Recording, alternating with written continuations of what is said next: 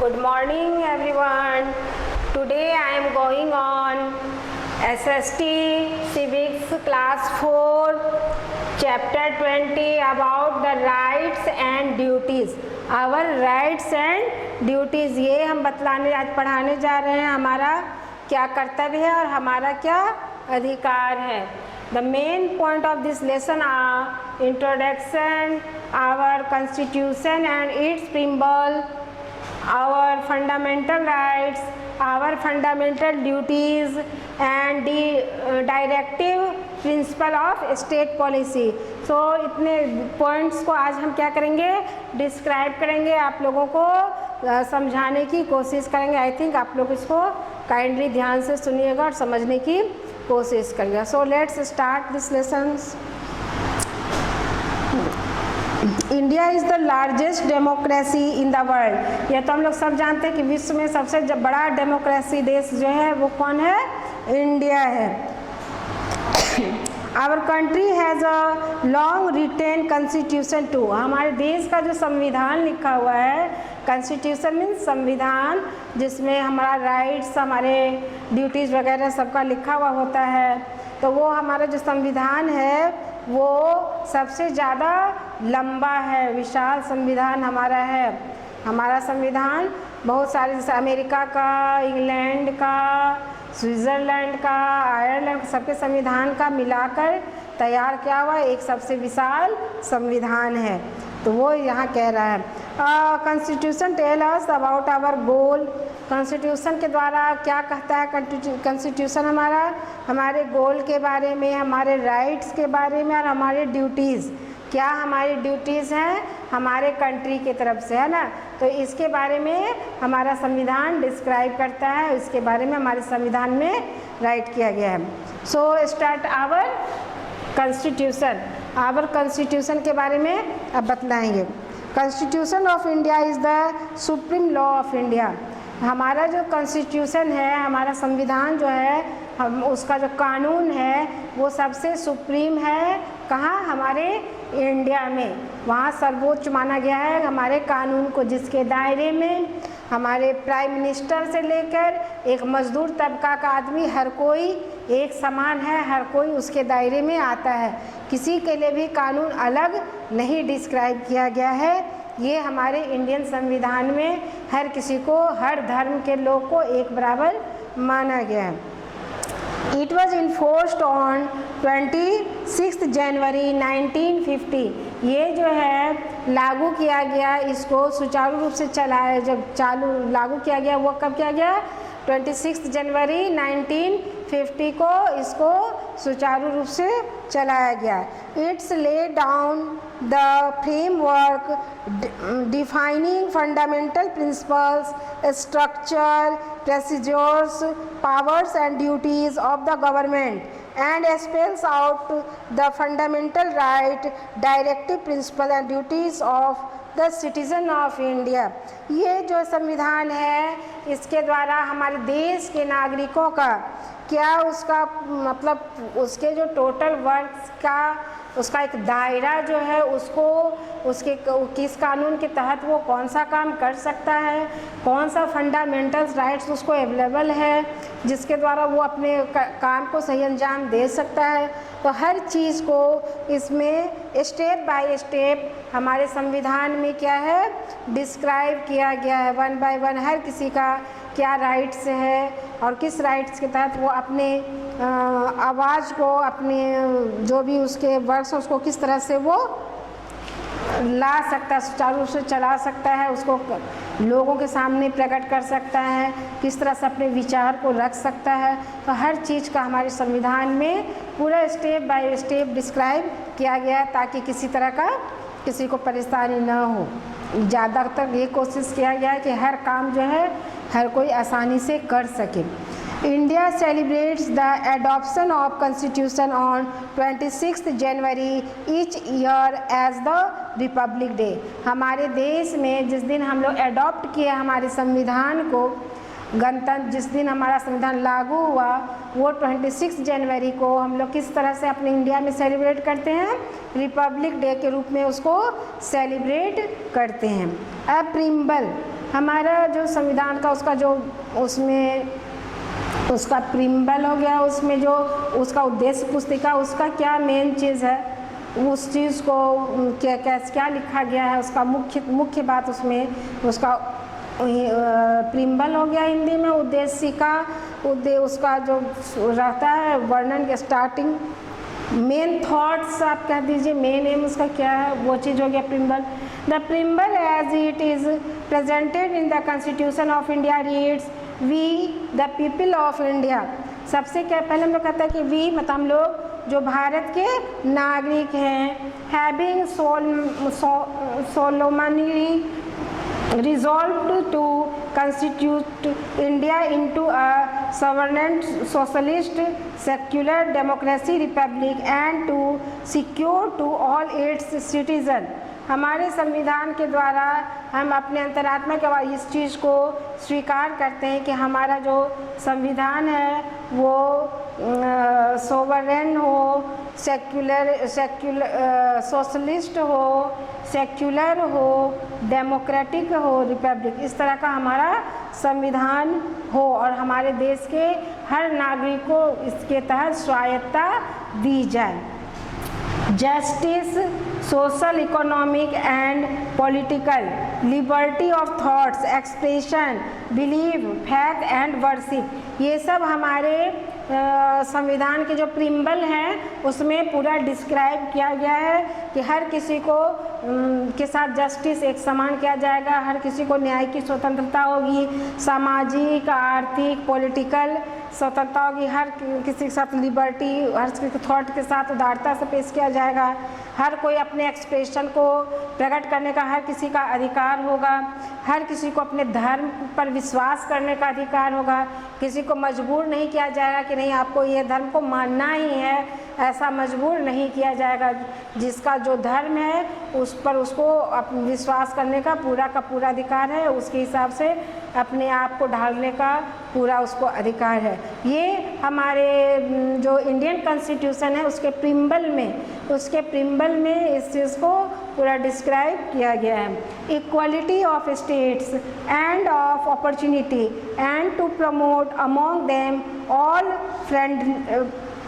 fraternity, assuring the dignity of individual and the unity and integrity of the nation। अब क्या कर रहा है, हर किसी को क्या है, हर किसी का समानता का अधिकार है, हर किसी का पूरा अपॉर्चुनिटी है अपने आप को पूरा साबित करने के लिए। अब किसी का ऐसा नहीं है कि किसी के साथ कोई मतलब उच्च वर्ग का है तो उसको ज़्यादा अपॉर्चुनिटी मिल रहा है, कोई निम्न वर्ग का है तो उसको कम अपॉर्चुनिटी मिल रहा है, या कोई बहुसंख्यक है तो उसको ज़्यादा, जो कोई अल्पसंख्यक है तो उसको कम, ऐसा नहीं है। हर किसी के साथ इक्वलिटी है, हर किसी को बराबर से अपॉर्चुनिटी दिया जाता है, हर किसी का डिग्निटी को पूरी मतलब सम्मान किया जाता है, किसी की डिग्निटी को, किसी के डिग्निटी को ठेस नहीं पहुंचाया जाएगा, हर किसी के डिग्निटी को बराबर महत्व दिया जाएगा। ये सब चीज़ का एक छोटे से छोटे बात से लेके बड़े से बड़े हर चीज़ को हमारे संविधान में बहुत ही आसान तरीके से स्टेप बाय स्टेप डिस्क्राइब किया गया है, ताकि कभी भी भविष्य में किसी तरह की परेशानी हमारे यहाँ न हो। अब है आवर फंडामेंटल राइट्स। मैंने पूरा प्रीम्बल पूरा बतला दिया, हमारे यहाँ का प्रीम्बल में क्या जो डिस्क्राइब्स है। देन अब क्या पढ़ाएंगे, आवर फंडामेंटल राइट्स, हमारे फंडामेंटल राइट्स क्या हैं, है ना, हमारे क्या अधिकार हैं, हमारा देश का संविधान हमको कौन कौन सा अधिकार देता है ना, फ्रीडम का और जो हुआ इक्वलिटी का, जो भी हमारा अधिकार है, तो कितने हमारे अधिकार हैं, राइट्स हैं और कौन कौन से हमारे राइट्स हैं, तो उसके बारे में अभी हम आपको बताने जा रहे हैं। ठीक है, तो fundamental rights mean those actions which can essential as personal welfare as well as the good of community. Fundamental rights में क्या है कि जो हमारा हर कम्युनिटी का जिस वो अच्छाई हो, जो भी उसको लिया गया है, किस तरह से हमको अपने अधिकार को प्रकट कर सकते हैं, अपना राइट्स को किसके तहत हम कैसे रख सकते हैं। ये अधिकार फंडामेंटल राइट्स में इसको डिस्क्राइब किया गया है। Our constitution gives certain rights to every citizen of India. हमारा जो कॉन्स्टिट्यूशन है एक निश्चित राइट्स प्रत्येक हमारे इंडियन सिटीजन को देता है। These rights are called fundamental rights. वो जो राइट्स है जो हमारा इंडियन कॉन्स्टिट्यूशन हमको प्रदान करता है उसको क्या कहते हैं? फंडामेंटल राइट्स कहते हैं।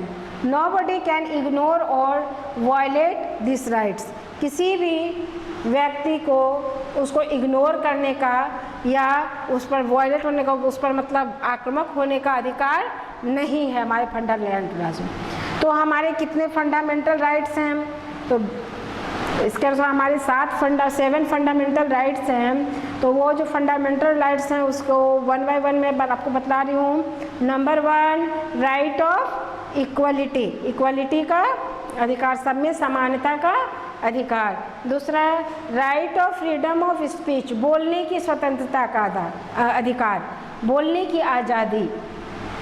Number 3 right to follow any religion, किसी भी धर्म को हमको फॉलो करने का अधिकार है। ऐसा नहीं है कि नहीं हम ये हैं तो हम यही रहेंगे। अगर मान लीजिए हम हिंदू हैं, हमको क्रिश्चियन धर्म अडॉप्ट करने का अधिकार होगा, इच्छा होगी, उसको फॉलो करना हम चाहेंगे, तो किसी भी प्रकार का हमको बंधन नहीं कि आप ये काम नहीं कर सकते, ऐसा नहीं है।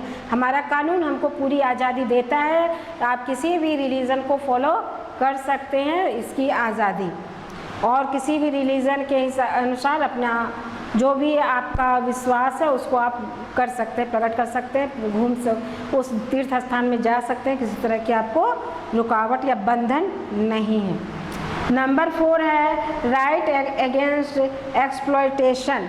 एक्सप्लॉयटेशन जो भी हमारा किसी भी तरह का हुआ उसके अगेंस्ट बोलने का हमको अधिकार। अगर मेरे साथ किसी तरह का हमको दबाव दिया गया, किसी तरह का मेरे साथ अत्याचार हुआ, तो उसके अगेंस्ट हम जो है अपना पक्ष रख सकते हैं न्यायालय में, अदालत में। ये अधिकार हमको देता है हमारा constitution. 5 cultural and educational right, हमको संस्कृति, अपनी क्या हमारी संस्कृति है उसको मानने का, और एजुकेशन, हम क्या एजुकेशन प्राप्त करें इसका अधिकार, ये भी हमारा संविधान में, हमारे कॉन्स्टिट्यूशन में ये डिस्क्राइब किया गया है। आपका जो कल्चर है उसको आप किस तरह से उसको फॉलो करते हैं। देन आपका जो एजुकेशनल राइट्स है, शिक्षा के रूप में शिक्षा कैसे आप प्राप्त कीजिए, आप कौन सी शिक्षा प्राप्त कीजिए, इसकी आपको पूरी आज़ादी देती है। 6 नंबर राइट्स ऑफ कॉन्स्टिट्यूशनल रिमीड्स, संविधान का जो भी वर्णन उसमें किया गया, जो भी उसका रिमीड्स दिया गया है संविधान का, उसको पूरा मानने की हमको आज़ादी है। संविधान का जो भी रिमीड्स है उसके अंदर पूरा वर्णन किया जाता है कानून को, उसको हमको मानने की आज़ादी है रिमीड्स का। राइट्स ऑफ एजुकेशन, एजुकेशन हमको एजुकेशन का भी ये हमारा अधिकार है, हम अपने जो किस तरह से अपने आप को एजुकेट कर सकें। तो ये 7 इसमें वर्णन किया गया है आपके बुक में, 7 राइट्स हमारा जो हमारे कॉन्स्टिट्यूशन में दिया गया है। अब है आपका आवर फंडामेंटल ड्यूटीज़, हमारे फंडामेंटल ड्यूटीज़ क्या हैं, हमारे कर्तव्य क्या हैं। तो इसके बारे में अब हम आपको बतलाएंगे कि क्या है हमारे fundamental duties. Our fundamental rights have been provided as the cost of some fundamental duties. हमारे जो फंडामेंटल राइट्स हैं वो उसके द्वारा हमको कुछ फंडामेंटल ड्यूटीज़ प्रोवाइड कराया गया है, दिया गया है।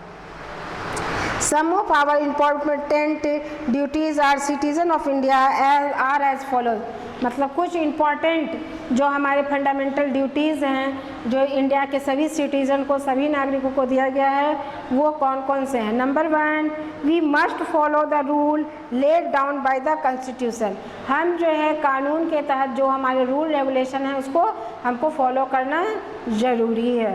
Number 2 we must pay respect the national flag and the national anthem, ये बहुत ही ज़रूरी है कि हम अपने राष्ट्रीय ध्वज का और राष्ट्रीय गान का सम्मान करें, ये मस्ट है।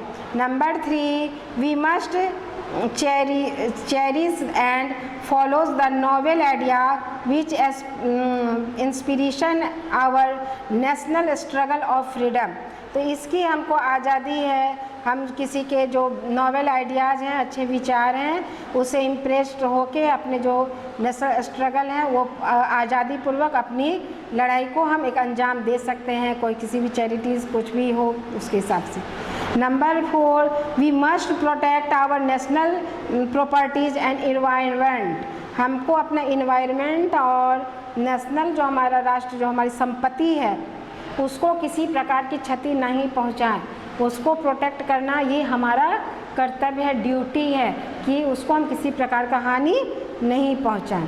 5 number, we must uphold and protect the sovereignty, unity and integrity of India. हमको है ये बहुत अच्छा से इस चीज़ को समझना है और इस चीज़ को मानना है, इस कर्तव्य को मानना है कि हमारा जो संविधान में है, संघीय संविधान है, उसकी स्वायत्तता जो दी गई है, उसमें एकता के बारे में हर चीज़ का जो वर्णन है उसको हम किस तरह से उसका सम्मान करें, और ये हमारे लिए मस्ट है कि हम उसको माने, उसको उतना ही सम्मान दें, रिस्पेक्ट दें और उसके हिसाब से अपने इसको हम अपना कर्तव्य समझें कि हमको कैसे इसको मानना चाहिए, इसको इग्नोर नहीं करना चाहिए या वायलेंट इसके प्रति नहीं होना। 6 नंबर है, we must live peacefully with the people of other religion. हमको है कि दूसरे धर्म को मानने वाले लोगों के साथ पीसफुली रहना है, ज़्यादा झगड़ा नहीं, ये भी हमारा कर्तव्य है। ये सब कर्तव्य का वर्णन है, ऐसा नहीं कि इसका उल्लंघन करने से हमको तुरंत हमारे पर कानूनी कार्रवाई हो जाएगी, लेकिन एक इंसान के पीछे क्या आप इस कर्तव्य को फॉलो करें तो आपका जीवन जो है सुखमय होगा, आप अच्छे से जीवन जी सकेंगे, आपके आसपास अच्छा सब चीज़ फ्लॉरिश हो पाएगा। तो इसलिए है कि हम जो है हमारे अगर अदर्स जो भी रिलीजन को मानने वाले हैं सबके साथ हमको पीसफुली रहना है, वायलेंट होकर नहीं रहना है। Number 7, we must value and preserve the rich heritage of our composite culture. अब है हमको उसके महत्व को समझना है और उसको प्रिजर्व करना मतलब सुरक्षित करना है। क्या हमारी रिच हेरिटेज मतलब हमारा जो सबसे धनी विरासत हमारा है ना, और हमारा जो कल्चर है उस सबको उसकी रक्षा करना, उसका वैल्यू करना और उसको किस तरह से प्रिजर्व किया जाए, सुरक्षित रखा जाए, ये हमारा ड्यूटी है। वी मस्ट ऑनेस्टली पे आवर टैक्सेस। अपने टैक्सेस को समय पर पे करना, ऑनेस्टली ईमानदारी से आप जो कमाए हैं, जो भी आपका इनकम का सोर्स है उसको आप शो करके आप अपने टैक्स को दे सकते हैं। We must respect the rights of other citizen. दूसरे सिटीज़न के भी जो अधिकार हैं उसका हमको रिस्पेक्ट करना है, उसके राइट्स को इज्जत देना है, ये हमारी ड्यूटीज़ है। उसका नंबर 10 है, we must defend our countries in time of need. हमको हमेशा इस चीज़ का ध्यान रखना है, इस समय जो है बहुत ही आवश्यक चीज़ है, हमारे देश को इसकी आवश्यकता है और उसको डिफाइन उसके हिसाब से हमको अपने आप को मेरा ये ड्यूटी है कि उसको हम समझें और उसके हिसाब से सब चीज़ करें।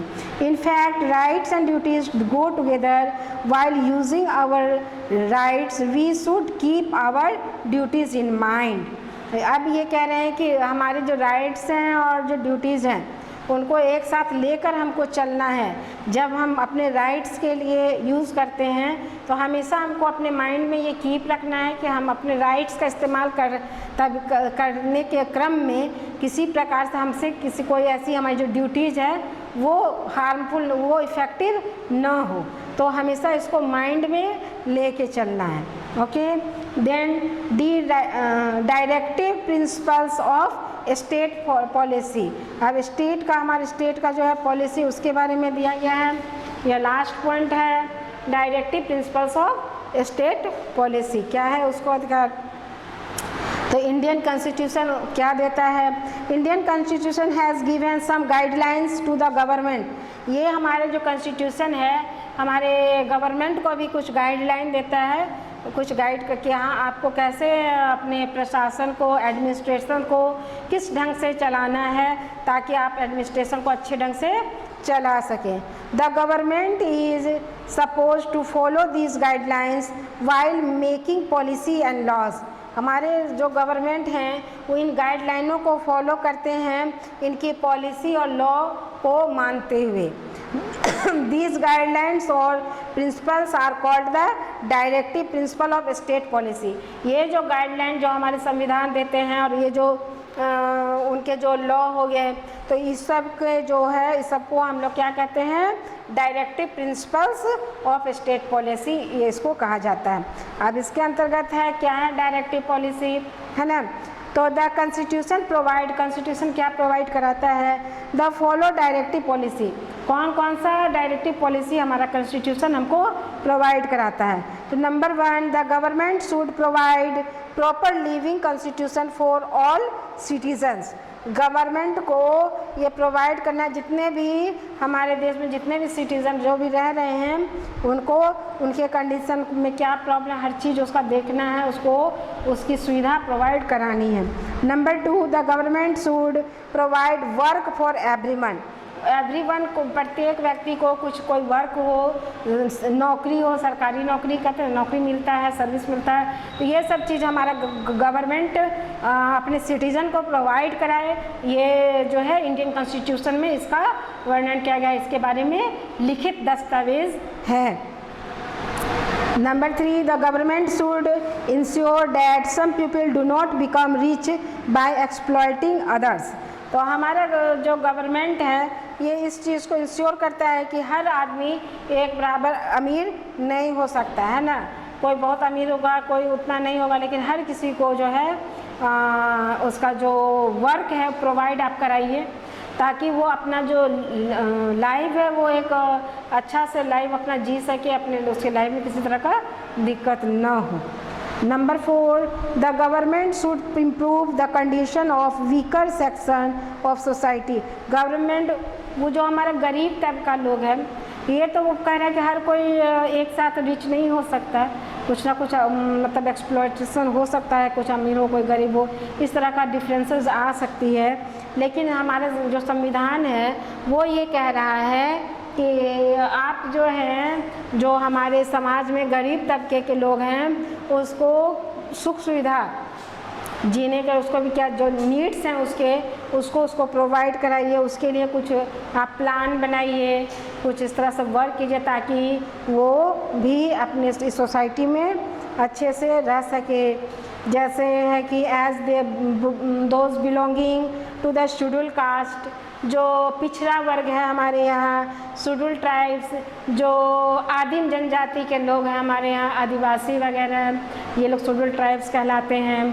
तो ये लोग जो हैं, ये लोग समाज से कट जाएंगे अगर वो लोगों को डेवलपमेंट नहीं किया जाए, वो लोगों को सुख सुविधा समाज की विचारधारा से उसको नहीं जोड़ा जाए। तो ये हमारा संविधान कहता है कि आप इनको भी विचारधारा में जो अभी प्रेजेंट विचारधारा उसमें हमारे समाज से कनेक्टेड हो, इसके लिए जो भी आपको प्लान लागू करना हो, जो भी फैसिलिटी अवेलेबल कराना हो इन लोगों को वो कराइए, ताकि ये भी जो है करंट विचारधारा के साथ चल सकें, ये पिछड़े नहीं, गैपिंग इनमें ना हो। नहीं तो क्या होगा, जो शिक्षित वर्ग है वो और शिक्षित हो जाएगा, जो अमीर है वो और अमीर होता जाएगा, और जो गरीब तबका का है, जो जागरूक नहीं है, जिसको नहीं मालूम हमको कैसे आगे बढ़ना है, तो वो गरीबी के कारण और भी हमारे समाज का वो तबका जो बहुत ही वीकर है वो धीरे धीरे क्या होगा, और भी पिछड़ता हुआ चला जाएगा। हमारा कॉन्स्टिट्यूशन हर चीज़ को ध्यान में रखकर बनाया गया, उसमें हर एक, बार बार मैं कह रही हूँ, उसमें हर एक छोटे से छोटे चीज़ को डिस्क्राइब कर, ये भी उसमें कहा गया है कि कैसे करें। जैसे अभी रिजर्वेशन वगैरह है, रिजर्वेशन सिस्टम जो हमारे यहाँ इंडिया, जब भी हमारा इंडिया स्वतंत्र हुआ, हमारा जो कॉन्स्टिट्यूशन लागू हुआ तो रिजर्वेशन सिस्टम लागू हुआ। रिजर्वेशन सिस्टम इसलिए लागू हुआ कि जो अपर कास्ट के थे वो लोग तो एजुकेटेड थे, और जो बिलो जो शेड्यूल कास्ट थे, शेड्यूल ट्राइब थे, ये लोग एजुकेटेड नहीं थे, इनमें जागरूकता नहीं थी, बहुत ज़्यादा क्यूरियोसिटी का इसमें अभाव था। तो कैसे ये लोगों को जोड़ा जाए, तो ये लोगों को कुछ रिजर्वेशन दिया गया, ये लोगों को कुछ लोग, जैसे मान लो छोटा सा बच्चा तुम लोग हो और तुम लोग खेल रहे हो, अगर तुमको हम लोभ दें कि तुम जो है इस क्वेश्चन का जवाब दोगे तो हम तुमको टॉफ़ी देंगे, तो तुम तेज़ी से पढ़ोगे कि हमको टॉफ़ी मिलेगा, हमको टॉफी मिलेगा, हम इसका जवाब देंगे। तो ठीक उसी प्रकार हमारे संविधान में क्या किया गया, ये जो शेड्यूल ट्राइब्स हैं, शेड्यूल कास्ट हो गए, ये लोगों को हमारे विचारधारा के साथ जोड़ने के लिए ये लोगों को रिजर्वेशन दी गई कि अगर तुम पढ़ोगे तो सरकार की ओर से तुमको कपड़ा मिलेगा, भोजन मिलेगा, पैसा मिलेगा, तुरंत तुमको नौकरी हो जाएगा, तुमको अलग सिस्टम से कम नंबर में ही तुमको ये मिल जाएगा, नौकरी मिल जाएगा। तब वो क्या हुआ, इसकी ओर अग्रसर हुए, इस चीज़ की ओर उनकी क्यूरियोसिटी बढ़ी। और आज जो अभी नावडे आज के समय में क्या है, हमारे समाज का बहुत बड़ा जो पिछड़ा वर्ग था वो भी मेन धारा में हमारे साथ कदम से कदम मिलाकर चल रहा। Number 5, the government should provide free and compulsory education for children up to the age of 14 years. हमारा जो गवर्नमेंट है वो हम छोटे बच्चे को जो मैक्स 14 साल से कम हो उन लोगों को फ्री एजुकेशन प्रोवाइड कराता है, जो उसके 5 से 13 ईयर्स हो, 14 साल से कम हो, अप टू 24 उतने आसपास के हो, उनको निःशुल्क शिक्षा प्रोवाइड कराया गया है हमारे गवर्नमेंट की तरफ से, ताकि वो भी शिक्षित हो सकें, हर तबके के लोग उसमें शिक्षित हो सकें। इस तरह से समाज के एक छोटे तबके के एक मामूली वर्ग से लेकर बस हर किसी को के वर्क को, ड्यूटी को, उसके राइट्स को, सभी को ध्यान में रखकर हमारा इंडियन कॉन्स्टिट्यूशन बना है। So it is very lengthy and largest constitution of the world. इसलिए हमारा जो इंडिया का कॉन्स्टिट्यूशन है बहुत ही विशाल और बहुत ही लार्ज है, इसमें हर एक चीज़ को बारीकी से डिस्क्राइब किया गया है, बहुत ही सोच समझ के इसको बनाया गया। So I think you understood how what I am teach, ये पूरा तुम लोग समझ गए होगे क्या हम पढ़ाए हैं। Then I am start the question of answer of this lesson सा।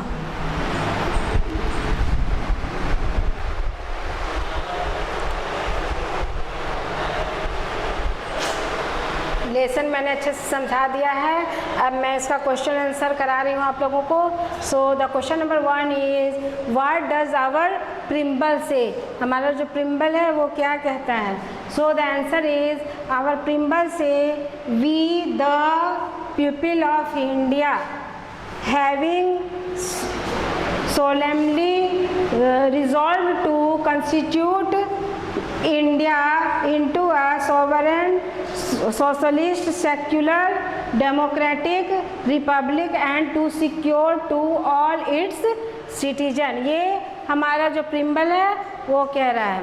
Number 2 question, what does a secular government means, एक सेक्युलर गवर्नमेंट का क्या मतलब है ना। तो answer is a secular government means the government and law treats all the religions equally.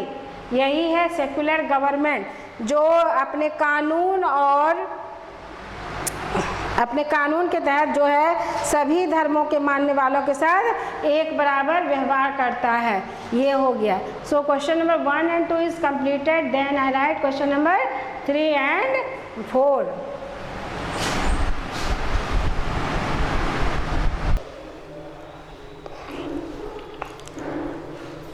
Question number 1, 2 करा दिए। क्वेश्चन नंबर 3 है आप लोगों का, what are the fundamental rights, make a list of them. हमारा फंडामेंटल राइट्स क्या है, उसमें कौन कौन सा अधिकार दिया है उसको लिस्टिंग कीजिए, मतलब 1 by 1 उसका नाम लिखिए। Okay, so the answer is fundamental rights are those actions, वो एक्शंस है which essential for personal welfare as well as the good of the community। यही है हमारा fundamental rights। Okay, the list of our fundamental rights are number 1 right of equality, number 2 right to freedom of speech, number 3 right to follow any religion, number 4 right against exploitation, number 5 cultural and educational rights, number 6 rights to constitution's remedies, number 7 right to education. ये listing किया गया है वो अब क्या हमारे fundamentals rights का। सो question number 3 is completed, right down in your copy.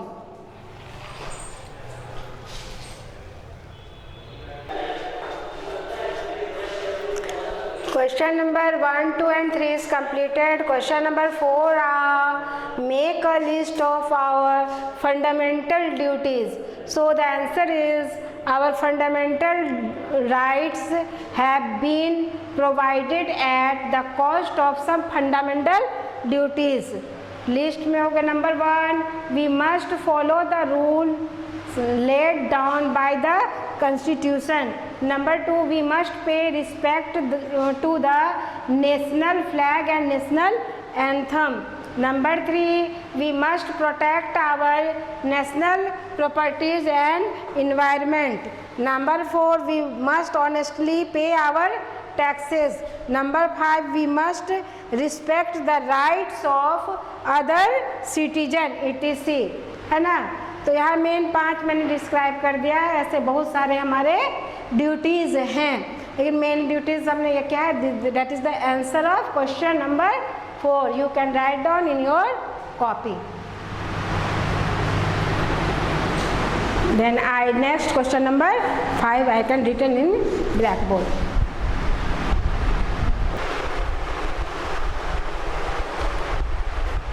Question number 1 to 4 is completed and question number 5, what are the directive principle? List 3 of them. किसी 3 का लिखना है, पूरा नहीं. तो आंसर है Indian constitution has given some guidelines to the government. India जो हमारा इंडियन कॉन्स्टिट्यूशन कुछ गाइडलाइंस हमारे गवर्नमेंट को देता है. The government is suppose to follow these guidelines while making policy and laws.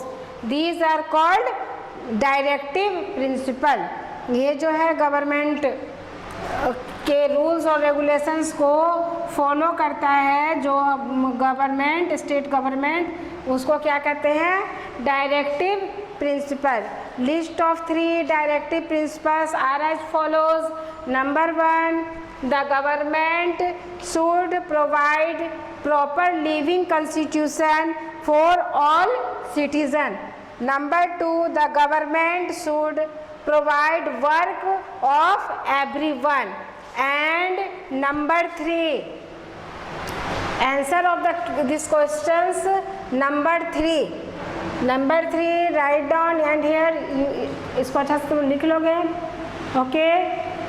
Then number 3 points write in your blackboard and the last points of this question, and this chapter is completed.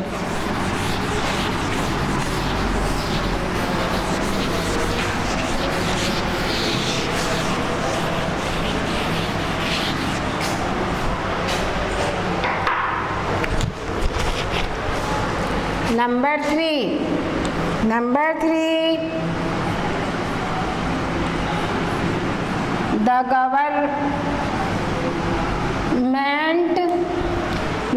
3, the government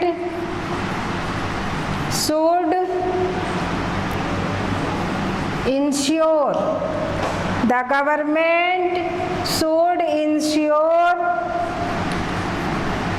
that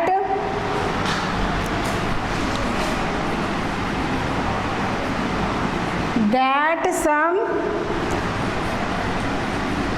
pupil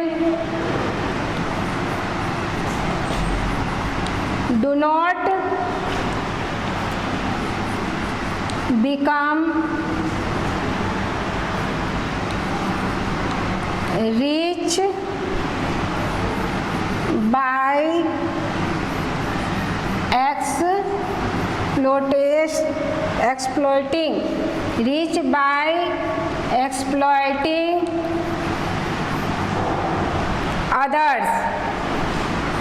exploiting others.